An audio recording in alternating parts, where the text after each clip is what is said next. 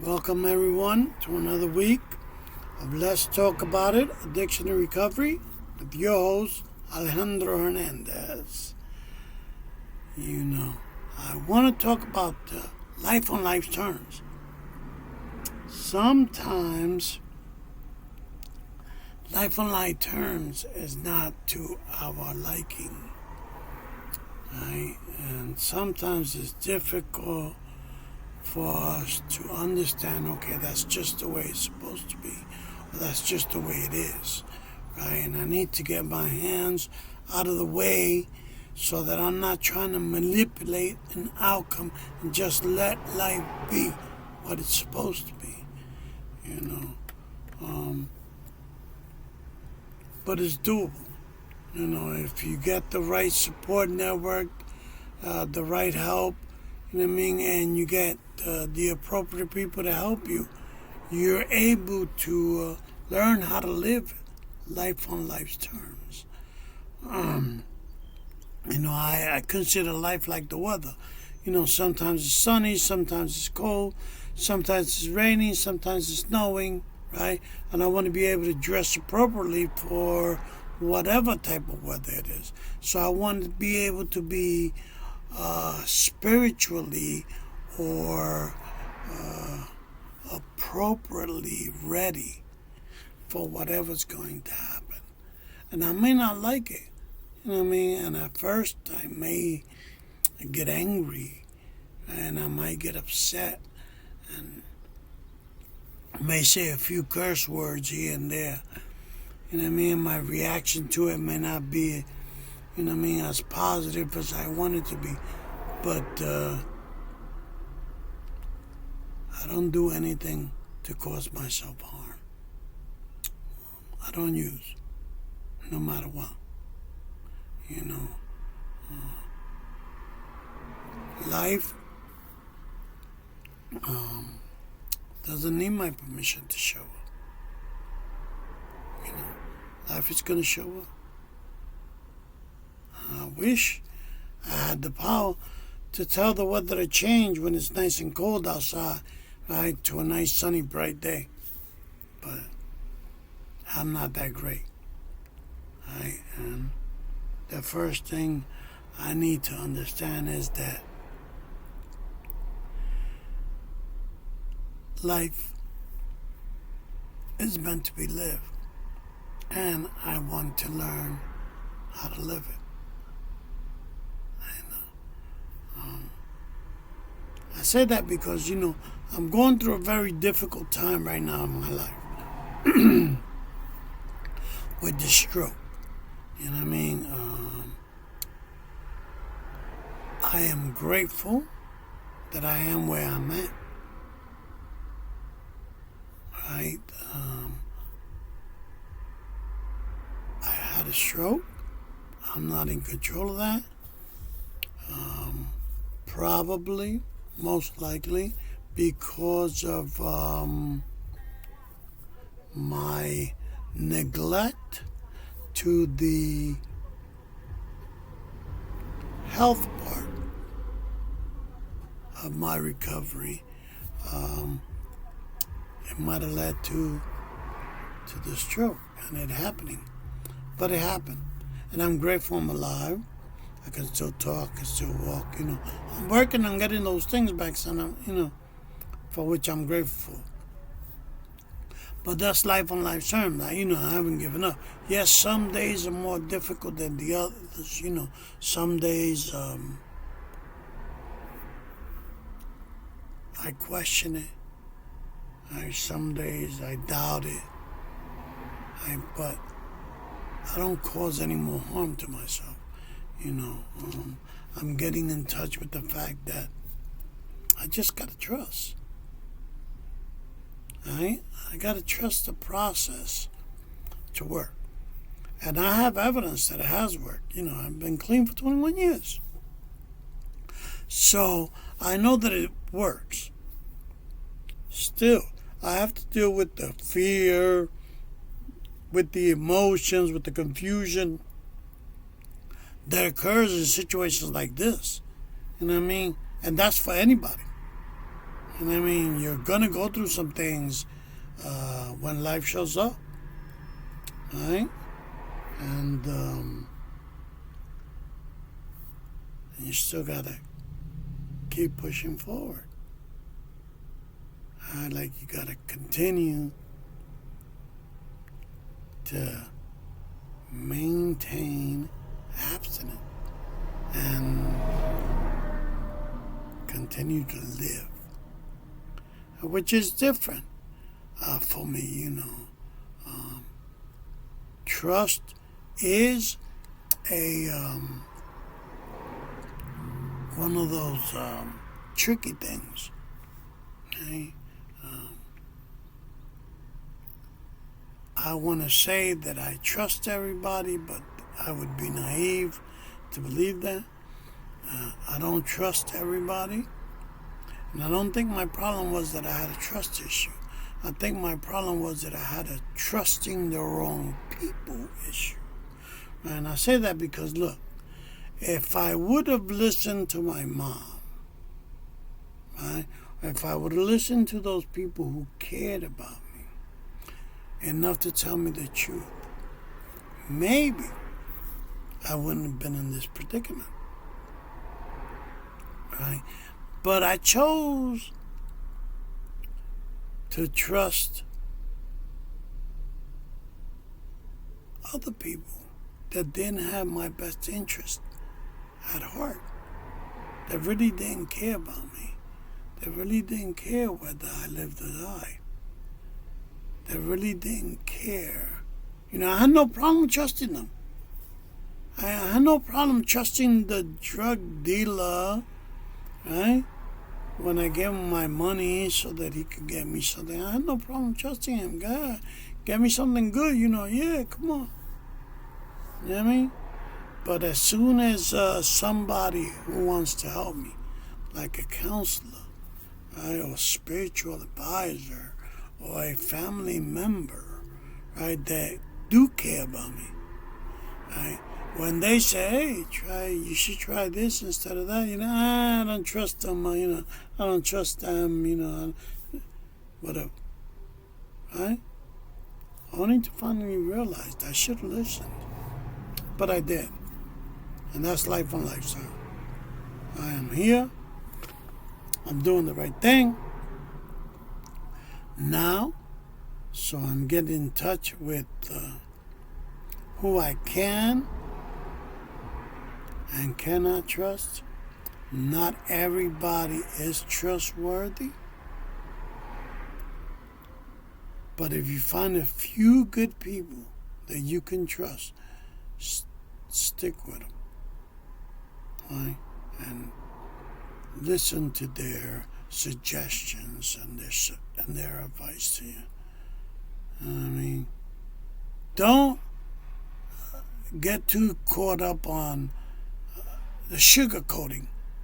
You don't want that kind of person, the yes ma'am, yes sir, yes, you know, yes, yeah, that you right. Not that type of person. You want the person that's going to tell you the truth. Right? Even though it hurts, right? It's the truth, right? And it can help you. And those are the people who are going to be honest with you. They care for you, right? And they're willing to help you improve the quality of your life. Because at the end of the day, that's all we want to do. We want to live better lives. You know, a lot of us already know the misery of living in that lifestyle. Like, damn, we know. There ain't nothing positive coming out of that. Right? So let me trust something else, something different. Yeah, it might be hard in the beginning, you know what I mean? Till I get used to it, you know what I mean? Till I start developing trust. Right? But it does get better. You know what I mean? And then you'll be able to make an informed decision on who you can and cannot trust. You know? I have people that I know are not trustworthy now. I wouldn't go as far as allowing them to give me direction or anything like that. I respect them and I respect their opinion and their whatever they got to say, but it's not for me. I mean, I want people that are to guide me, that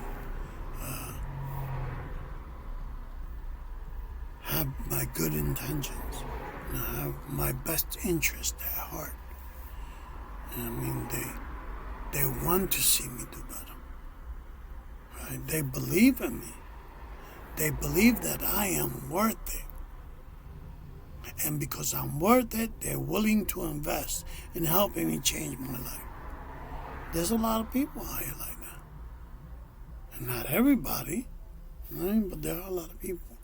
And when I found those type of people, or when you find those type of people, stay with them. Stay with them and let them trust them to help you. I mean, I did.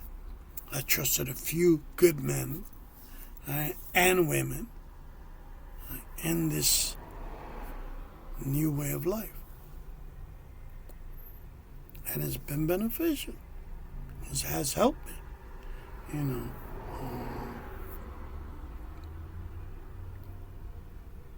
I remember, right, when my son was about, I think, 6 or 7,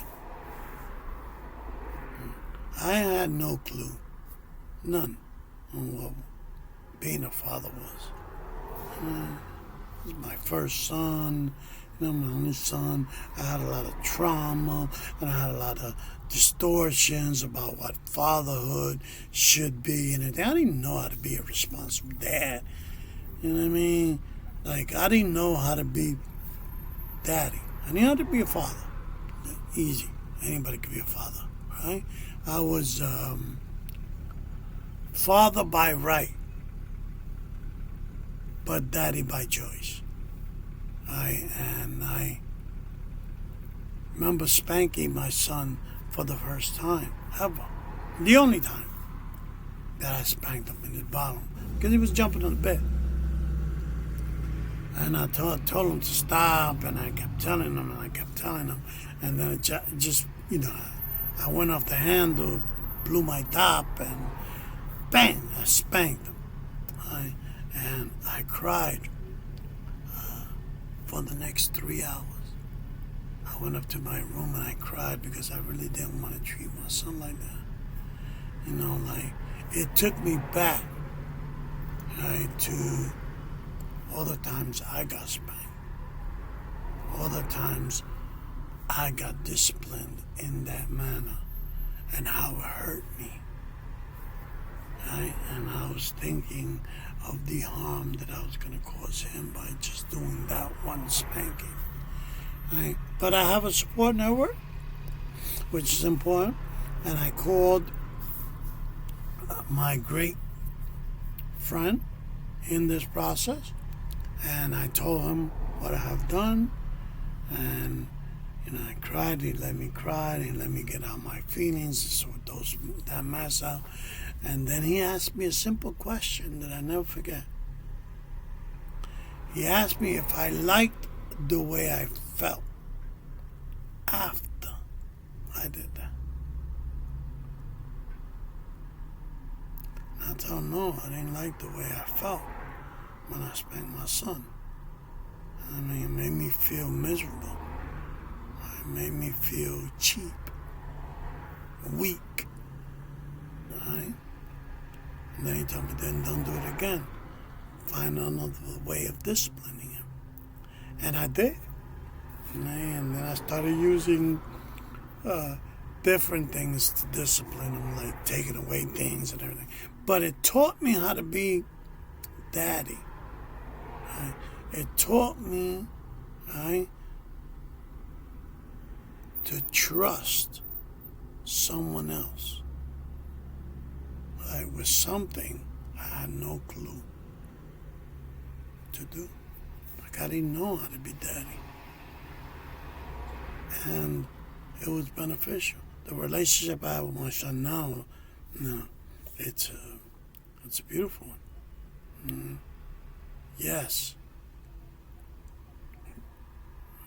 My son, my baby is grown already. But I'm glad that I trusted that person enough to change my way of thinking, of disciplining, of teaching him, because he turned out to be a good man. So I'm grateful for that. Trust is something that we're all going to need, in this process. And I know a lot of us have trust issues because we've been burnt, we've been taken advantage of, we've been used, we've been abused, we went, through a lot of things that eroded that trust for anyone. I know people who say trust no one, but that's not going to work. Not in this process. In this process, you got to trust somebody. You got to trust them, and allow them to guide you so that you can make the necessary changes to improve the quality of your life. So, don't be afraid to trust. Don't be afraid of it.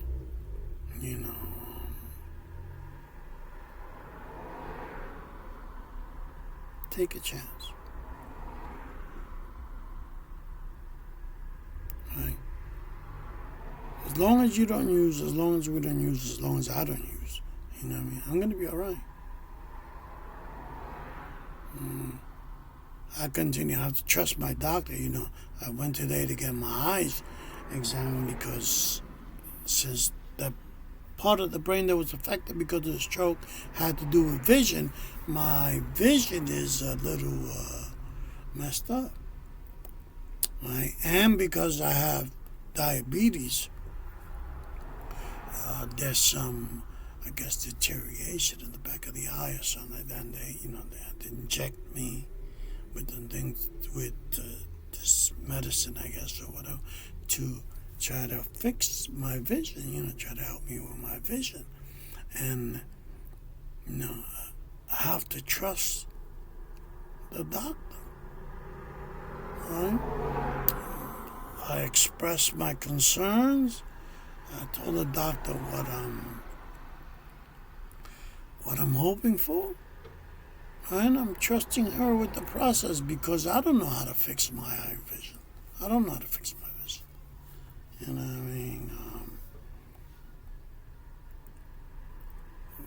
When, you go through these circumstances in life, you automatically sometimes start thinking about the worst possible thing. Blindness, whatever I can. I'm not going to be able to see anybody. I'm not going to be able to enjoy. And that might not be the case. That's all fear-based. But I'm talking about it. And I'm getting in touch with the people that I need to get in touch with. I'm utilizing the people that I need to utilize to improve that situation so I'm not stuck. Excuse me. And having these distorted perceptions of what's going to happen. These ideas that this is the way life is going to be. It's not going to be like that. I got to trust that this is going to work out. And if it doesn't work out, right, it's life on life's terms. I just got to learn to live with that. I got to learn to live with a lot of things in life. So, trust is earned, and you give it to people that demonstrate they have your best interest at heart, that want to help you. I mean, not people that want to take advantage of you, people that want something, from you.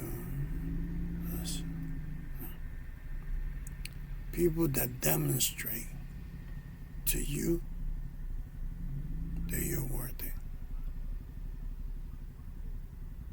Those are the people you want to trust. Those are the people you want in your corner. Those are the people you want in your support network to help you.